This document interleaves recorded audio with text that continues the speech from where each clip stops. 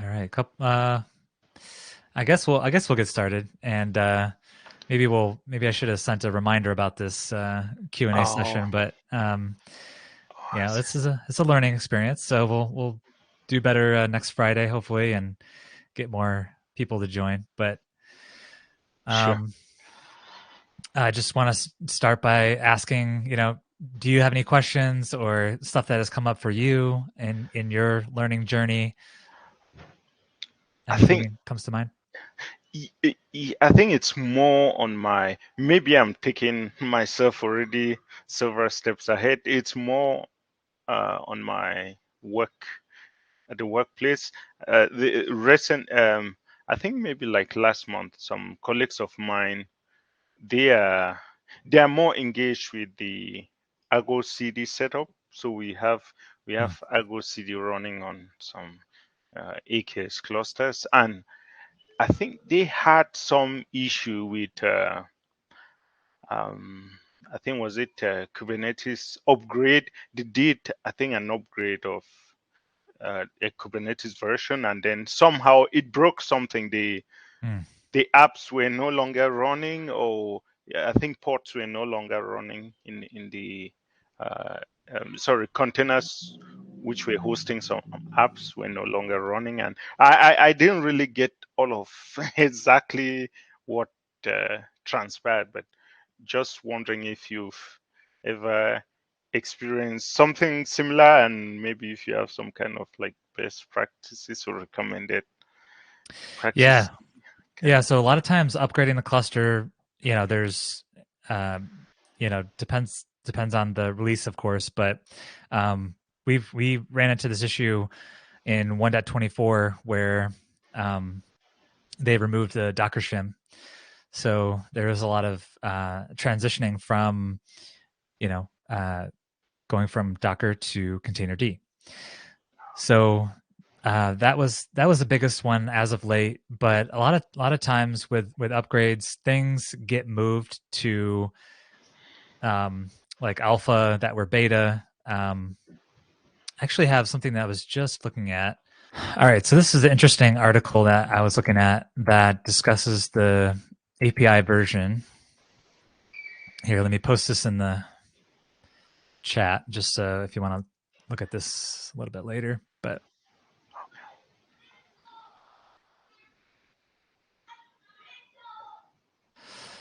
so a lot of times what happens with upgrading Kubernetes or upgrading the control plane components is you go from V1 beta 2 to V1 or maybe even V1 alpha 1.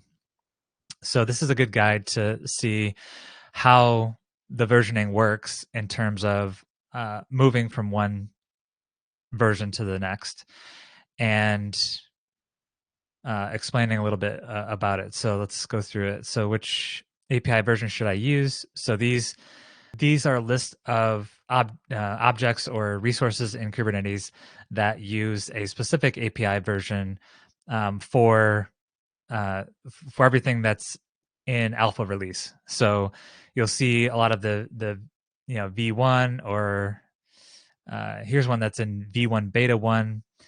Um, so these are the as of this version of Kubernetes. I'm guessing this is either 1.24 or newer. These are the kinds of resources and their API versions that you're going to be creating today. Um, Scroll down a little bit, and so here's explains there's three, API versions: alpha, beta, and stable. Alpha is uh, so if you scroll up here, you'll see an example of alpha. I think. Oh, maybe not. So instead of V1 beta 1, it'll just say V1 alpha 1. Um, so here's the stable. Alpha, beta, stable is the stable version. Um, so alpha is okay. So it's kind of the starts in alpha, goes to beta, and then goes to stable. Alpha is may contain bugs, are not guaranteed to work in the future. Beta is Testing has progressed past alpha level, and feature will eventually be included in Kubernetes, although the way it works might change. So the way it works might change means that when you upgrade, in a lot of cases, it does change and it breaks a lot of things in your cluster, and that's what I've experienced before. And then the stable version is do not contain alpha or beta, and they're safe to use, like the V1. So if we go down, scroll down a little bit more, there's V1. This is the first stable release. It contains many core objects. So apps V1, auto scaling V1, batch V1, and this is just the referencing that the API, the Kubernetes API has to reference the objects under these certain V1 characteristics. So, like if you looked at the most recent lesson that I just posted yesterday in Kubernetes 101, where we look at the API, and so we did the sending a GET request essentially to the API using kubectl and the raw flag, but also using curl just to access the API. And you would access the raw API or use curl to access the raw API via a certain path, right? It's called a URI. And that's where those resources are located inside the API. A lot of the times I like to make a distinction between using the word resources and objects. Resources pertains to where it's located in the API, and objects are the actual objects themselves, which may have one or more resource locations. So that's the distinction there, and that's common with a lot of REST APIs, and that's how it works a lot of times with Kubernetes as well.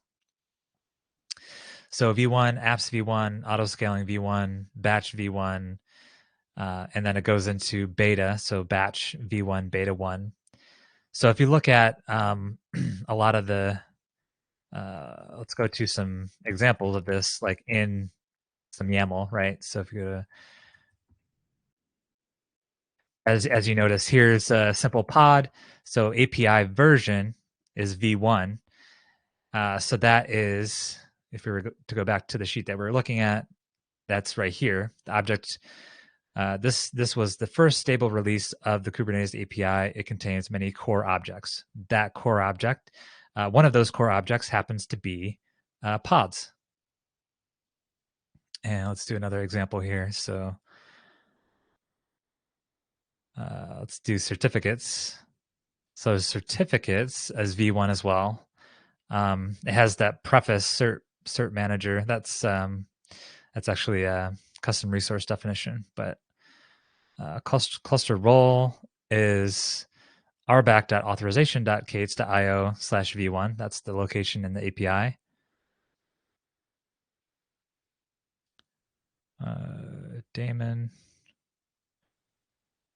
Daemon set is apps/v1. Deployment is apps v1. Let's go to persistent, or ingress is a good example.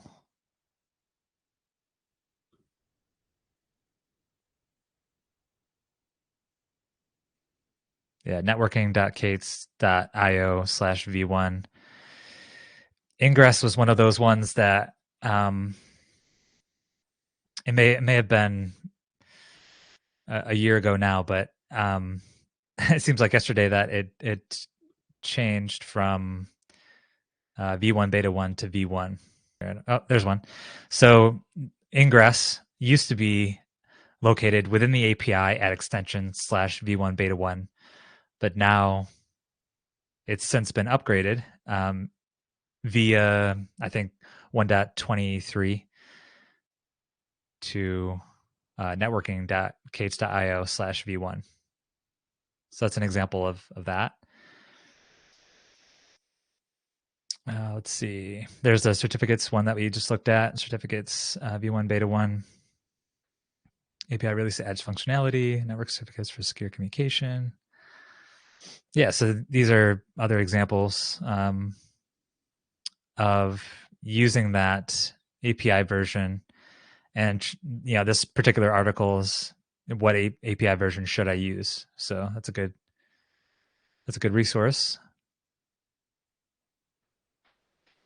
And the just quick question. So about like each time before, like what goes before the version, like the v1, you say that's the location within the API Yeah. for, okay. Yeah. So each object in Kubernetes has a resource location, or it's commonly referred to as a URI, Unified Resource Identifier, and that's just where that object exists in the API. So if you're familiar with RESTful interfaces or REST APIs, that's a pretty common. I think I have to do a little bit of research on that, on RESTful, the difference between RESTful APIs and, sorry, and the other one that you said, forgotten. Yeah, so I was just making a correlation between Kubernetes and a RESTful API. Kubernetes is a RESTful API and follows a lot of the same principles. Okay. So, I see. And then I think you also mentioned the custom resource definition, the CRD. I yeah. although I didn't really make a distinction, get that distinction between that location where that resource is within the API and CRD. Yeah, so a custom resource definition is a way for you to create a way to create new objects in Kubernetes. So like pods, like deployments, like stateful sets, like persistent volumes, all those are objects in Kubernetes, right?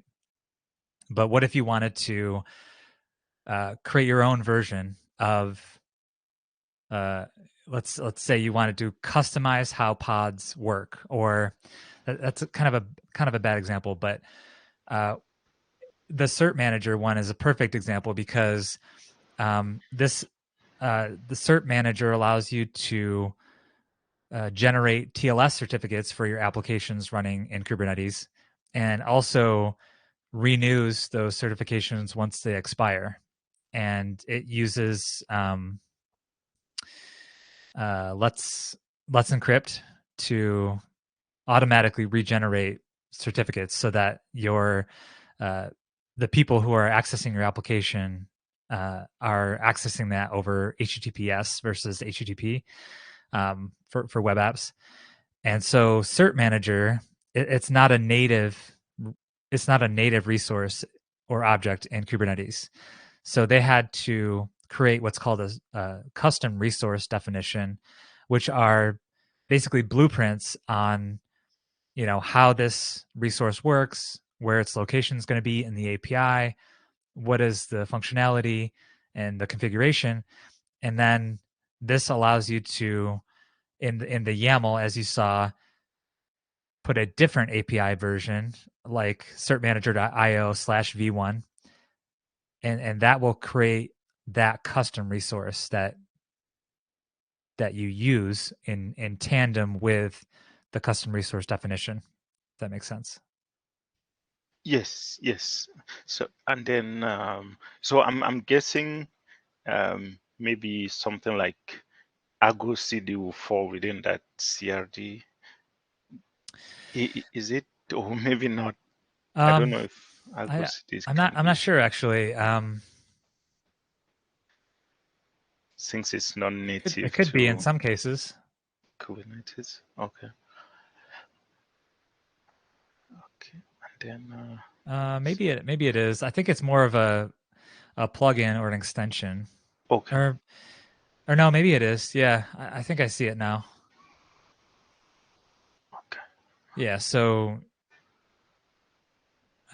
custom resource definition for Argo CD would be how to and also there's CRDs for ingress or not ingress CRDs for mesh like Istio or other mesh providers, service mesh.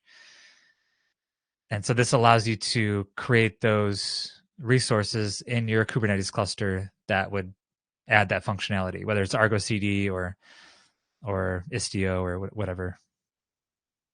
I see. No, that makes sense. And so the location where these resources are within the Kubernetes RESTful API. Sorry, sometimes it can be a link as you showed, and then sometimes, like I saw, it's just it's not really a link. Sometimes it's with that .io, and sometimes it's just Yeah, like any networking extensions. resources, um, yeah, networking.kubernetes.io Okay. slash v1. Yeah. Yeah, so that's just its location in the API. So that's Okay. the Okay. so they just it's just a logical grouping of all the networking objects in Kubernetes versus the core objects, which are just at apps v1 or v1 inside the it's a way to organize the different objects into groups. That's all. Okay. And then I'm guessing like for the alpha, beta, maybe if we were to equate it to Azure, maybe it's something like the preview resources in preview stage, or and then Yeah, meanwhile stable is like GA, general availability, generally available. Then exactly. okay, That's no, exactly it. Yeah. So that when um, so going back to your original question, which was you know what are some examples of what breaks a cluster when you go through upgrades or just the upgrade process in general. Those locations in the API could change based on their it could go from beta to stable or stable if that equals generally available. It could go from one to the other, and then that breaks everything in your cluster because now at the top of all of your YAML configs, there's that API version v1 beta 1, and because you move to the next version, it doesn't know how to locate that object because it's now been moved to a different location in the API. oh I see. That makes a lot of sense. It makes sense. I think you showed that ingress example as well. Yeah. Yep. Yeah. And I see. That's And really good. um, I don't necessarily think that they'll. I think some things are backwards compatible, like the ingress. I think they may have changed the location of that within the API, but I think they had a reference pointer, or like think of it like a symlink to the old location within the API, and Oh, that's what I was talking about with the difference between it's the object's um, resource identifier or the let's just call it the location of the resource in the object in Kubernetes versus the object itself, right? So the object itself is ingress. You could have two unified resource identifiers that point to that same object. One being in v1 beta 1, one being in v1, for example. oh, I see.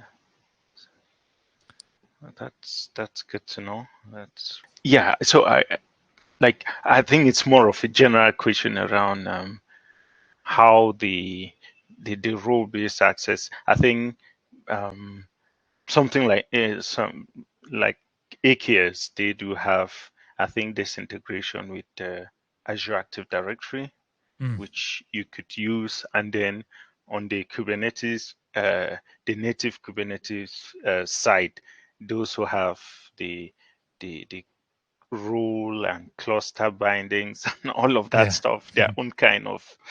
I still am having a tough time like linking them, like how they do work together, or how you can. From the way I was thinking, it's you have to use like either or. Maybe I'm wrong. Well, with AKS, I know that you can in a lot of cases you can use both. Okay. Um, so actually, not a lot of people know this, but RBAC is kind of a simplified method of authorization, authentication, and admission control, which in a lot of cases doesn't suit most environments because uh, they're missing that kind of IAM or what have you to tie it back to an actual individual user. So, but this is by design actually, because uh, they left this mechanism that is kind of missing in Kubernetes because most of the time you're bringing your own you're bringing your own directory of users to Kubernetes. So if Kubernetes did have a way to tie in users, because like Kubernetes doesn't have this concept of users. Did you know that? I do remember like maybe user like within a kube configuration file, is it user certificate and then context, something like that. Okay, Yeah. I didn't really know about this one of not having users. Yeah, I mean, there could be something called a user in your kube config, for example, but like in Kubernetes, there's no way to add and remove and modify user objects, and that's actually by design, And so uh, you may have a kube config that has a user, but essentially it's just you could name that user anything you want. You could even change the name of that user in your kube config, and it would still work the same because Kubernetes is not checking for a user against a user database. It's just simply checking for the certificate, the client certificate that's being used, the certificate authority, and then the key that's being used to um, the key pair, so the public and private key pair, to provide that authentication to Kubernetes to have all of those to have that authentication to be able to enter into the cluster and modify objects and list objects, do all those um, API calls, such as get, put, post, delete, all that. So that's by design, and that's with the intention that that's with the assumption, I guess I should say, that you're bringing your own identity provider. So in Azure, in the case of Azure, it's either Active Directory or Azure Active Directory. In the case of Amazon or AWS, it's IAM. So a lot of or even if you're on bare metal, you always have something like Active Directory or LDAP or something that has you have already that database of users that you can use and bring it to Kubernetes and have those two interact. So there's a way that you can plug in your existing Active Directory environment into the RBAC system that is Kubernetes, and then be able to tie that user in Active Directory to a certain cluster role and cluster role binding, or a user and a user, or sorry, a role and a role binding. Yeah, I think that's pretty much it. But it's a plugin in Kubernetes that allows you to utilize things like Active Directory in combination with RBAC and Kubernetes. Oh, I see. That's that's really good to know. That's really informative. I think maybe it explains why when if you're using just a native Kubernetes and maybe someone gets hold of that config file, it gets really dangerous. Mm-hmm. I see. Yeah, that's a good question. So yeah, that's when it comes to like if you were to lose your kube config, right? Anybody that has that kube config could use that to access your cluster, right? So there has to be this additional mechanism that, in addition to using that kube config, you have another uh, authentication mechanism that you can use, such as Active Directory, to have that additional kind of lockout capability. Do you know what I mean? Yes, yes. No, definitely makes sense. I think in AKS there's this the is it Kubernetes user and Kubernetes administrator, which Yeah, yeah. yeah. They have different roles in Azure. Like Azure has its own like version of that, right? IAM. So they also have users that have roles that have you know, so it's all integrated. Oh, I see. Yeah, I'll really be so maybe like that plugin which you talked about. It's done behind the scenes. We don't have anything to play around with that. Right. So Uh, it's kind of like a plugin like the CNI, okay, the okay, container network interface, or the CRI, the container runtime interface. okay, It's another plugin that's used um, with okay. RBAC to provide access to your cluster. Oh, I see. See. Okay. No, good to know. Sorry, I think I'm already more than I'm taking over your time. No, it's good. It's you're the only one here, so you get a uh, one-on-one experience here. So that's cool. Yes, no, I really appreciate this knowledge sharing. Yeah. Yeah. So let's see. We have a few minutes left, so Okay. let me just go through some of the things um, that I was going to go through, like just in case there weren't a lot of there weren't a lot of kind of uh, back and forth and a lot of question and answer type things in this session, just to kind of fill in the space. So let me share my screen again, and then we'll go through some of these things that are kind of common questions that I've come across before. Just gonna kind of draw it out here, and kind of try to kind of weave a narrative here as we go along. So, um, I guess let's stay on the topic of like Kubernetes as an API, right? So, um, a lot of people ask, how do I access my cluster, being that it is an API, and what does that general process look like? So let's just start with what is an API, right? So API, for to put it very simply, it's an interface that is a gateway to your cluster, right? So everything that goes into your cluster has to be exposed on the API in one way or another, right? So um, requests coming in. So let's say you have a client. This is your computer. You're using kubectl to access the cluster. You are using kubectl along with your kube config, right, which contains, like I said before, the client certificate, key, and certificate authority. Um, the certificate authority, by the way, is uh, the Kubernetes has its own certificate authority, which allows you to, is essentially the traffic cop in the situation of authenticating. So it says, here's my certificate. You're showing your certificate to the certificate authority, and the certificate authority is saying, yes, you are who you say you are. you can now have access to, pods, deployments, whatever, resources exist in the API. So let's just type that out.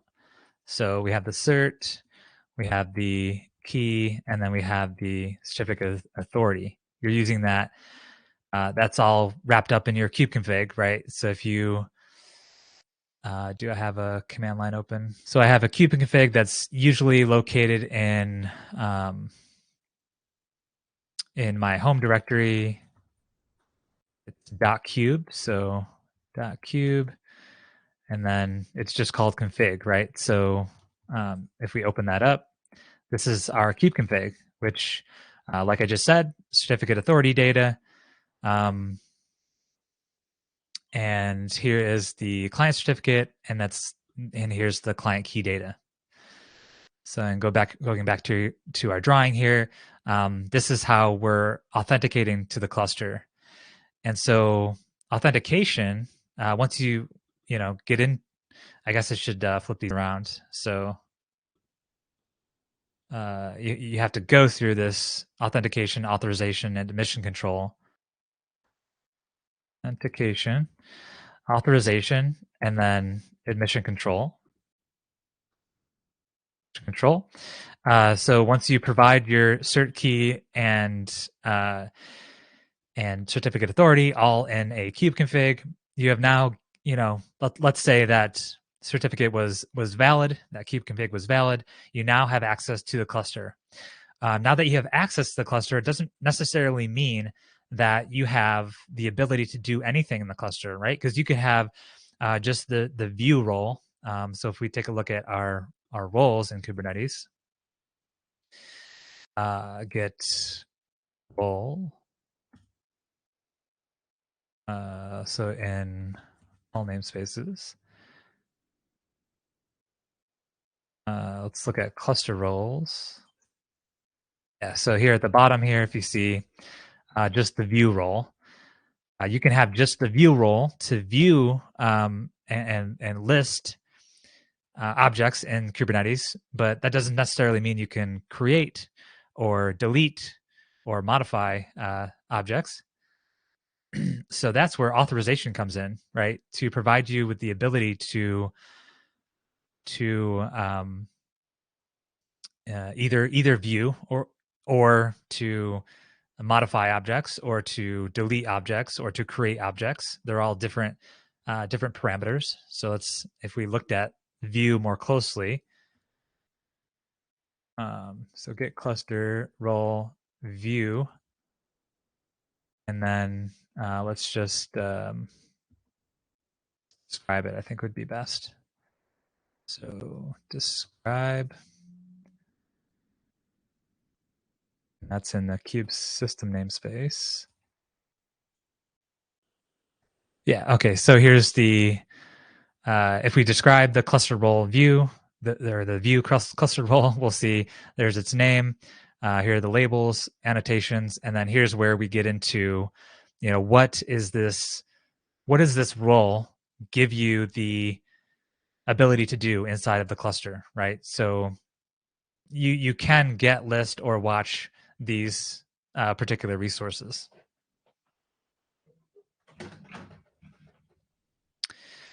So this particular view cluster role has the ability to get, list, or watch bindings, config maps, endpoints, events, limit ranges, etc., etc.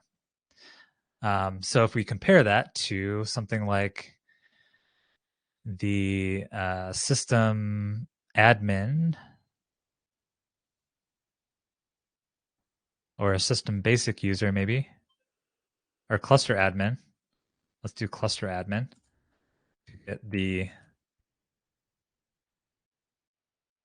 Yeah, so this is a little bit different, right? It doesn't list the individual resources one by one or line by line. It instead uses this asterisk to pertain to all resources in the cluster, and then it says whether you're a non-resource URL or have a resource name. You can basically get, list, watch, delete, and do everything in the cluster. That's cluster admin. Let's take a look at one more just as an example of kind of an in-between. So let's do basic user, system : basic user.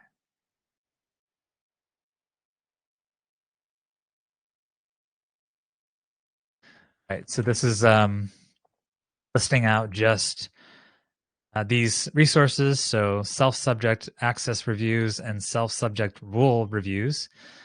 And then the verb is create. So see how up here we had get, list, watch.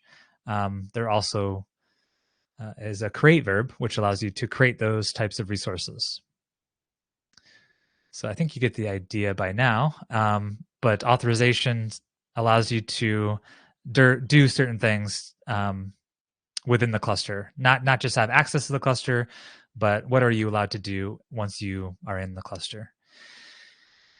And so you go from authentication to authorization, and then you go from authorization to admission control, which is kind of another level of authorization, which says, the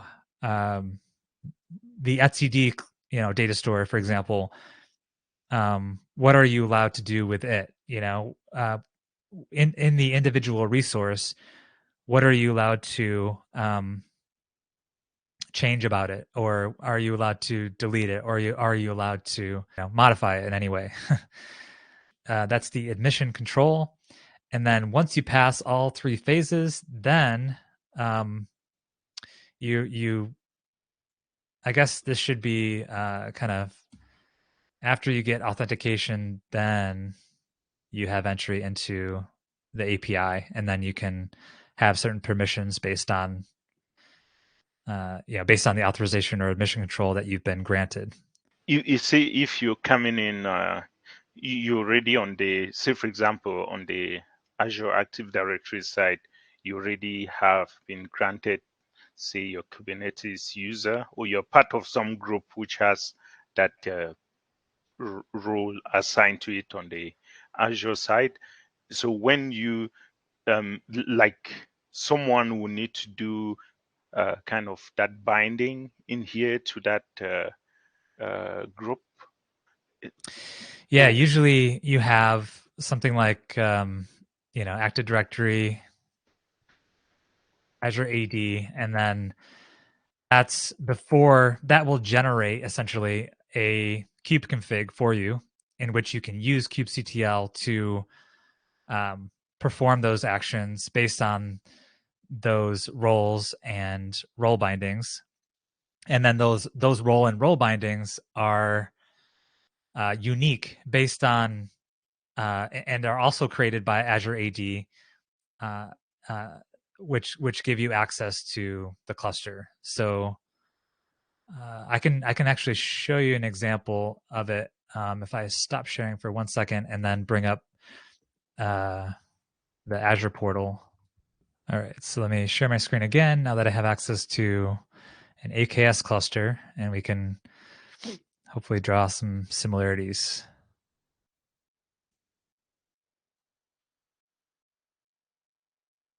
Yeah, so here I have a one node cluster, but I guess it would be 2 node technically, but I don't have access to the control plane because this is managed Kubernetes in AKS. So let's do kubectl get roles here, or cluster roles, and here similar list, right? There's view at the bottom there, just like we saw before, but then there's additional like AKS service, for example. What are some other ones that are unique here? I have a certain plugin that for KSOC, which is security security plugin for Kubernetes or for AKS. And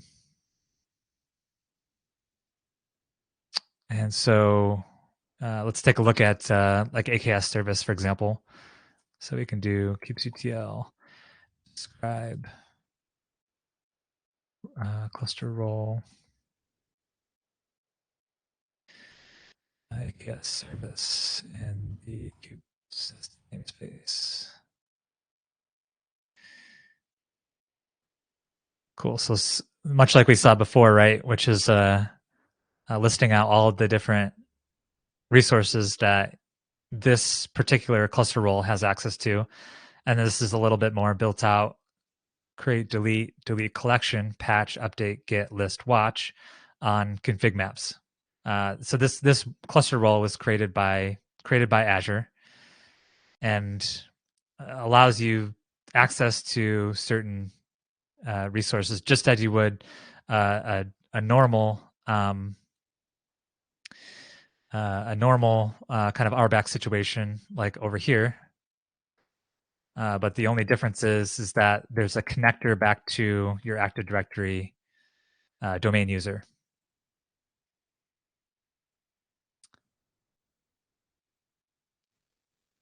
So actually, you can just have everything done from the AKS site without going into the native Kubernetes site to do any kind of role-based setup, because I mean Right. from those. Okay, well, I Yeah. see. So the role that you create on the Azure AD side, or I should say Azure IAM, like on at the subscription level, you can that will create certain resources, or create certain cluster roles, like we saw the AKS service, that provide you with that authentication piece inside of that Kubernetes cluster. So I see. I see. so yeah, that's not anything that I created manually, or Mm. that's not anything that you create manually. It's just it's automatically there because we generated it from the Azure side, and using that plugin, um, hopefully this helps. But I'm going to share my screen again and just so I am looking at the YAML for the role, the AKS dash service role that we were just looking at, the cluster role, and so using the API version API version that we were talking about before, located at rbac.authorization.k8s.io/v1, we now have the ability to this is a resource that was a resource that was created, a cluster role resource that was created by Azure, and it allows you to talk back to Azure um, using all of these annotations. There's quite a few here, um, but it essentially allows you to integrate that back and forth. And again, it's not created by you manually, but it's created by AKS or by Azure.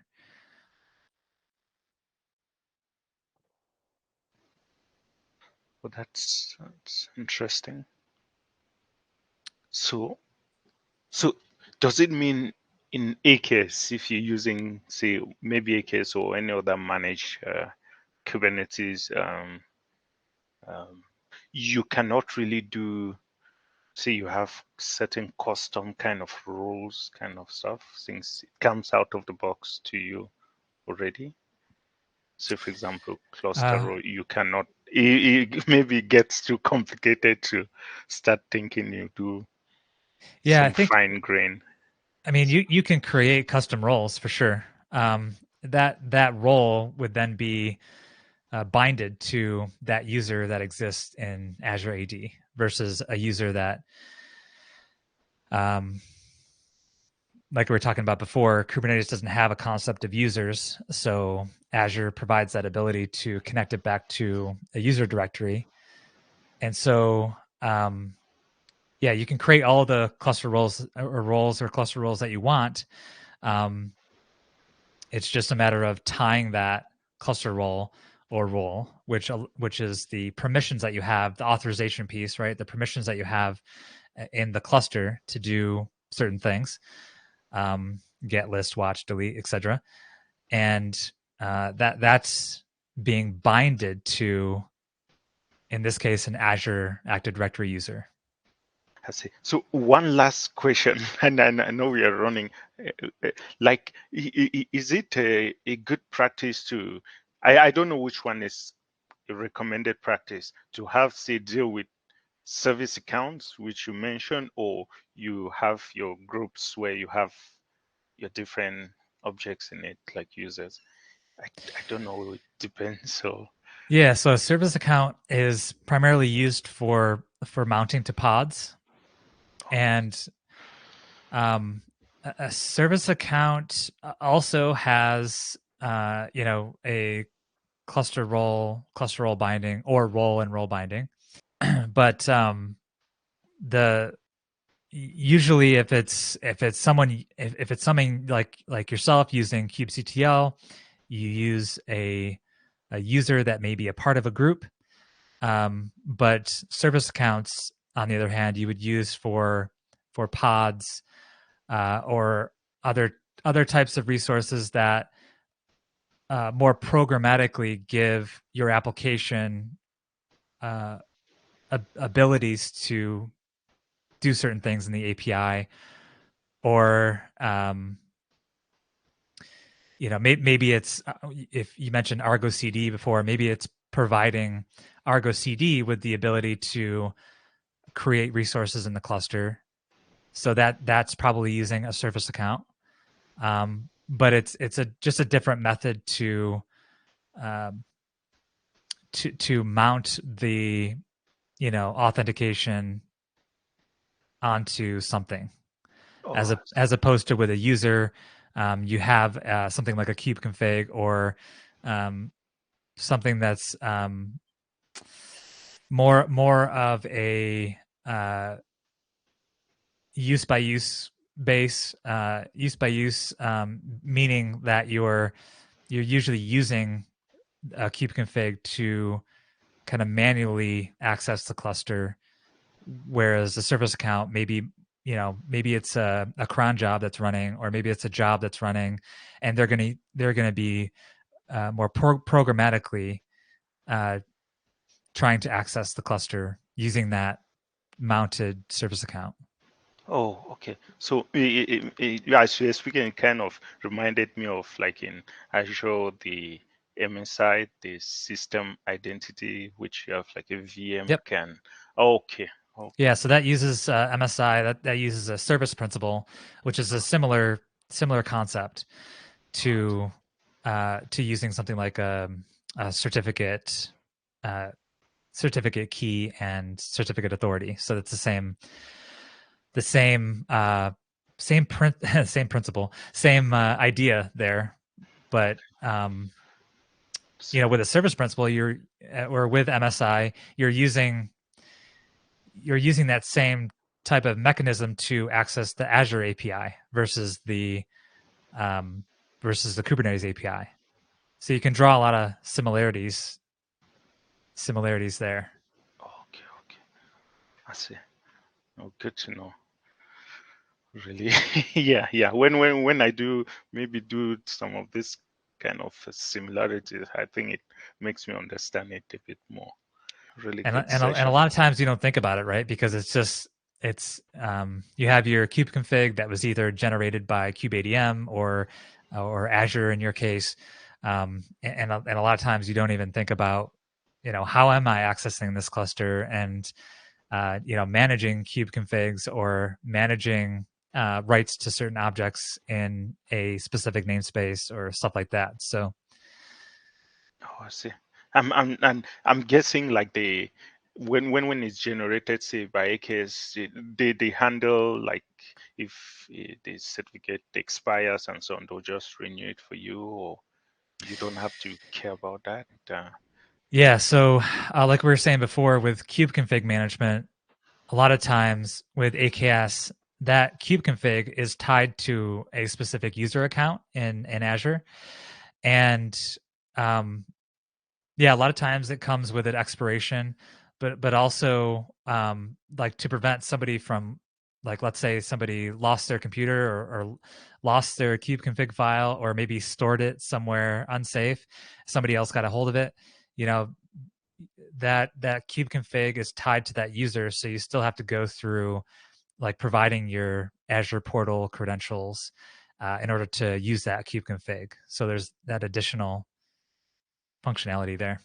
Okay, it's good. Really good to know. Yeah. Cool. Yeah. All right. Well, I hope that was helpful, and thanks for taking the time today. Really appreciate you joining, and sorry there weren't. Thanks to you.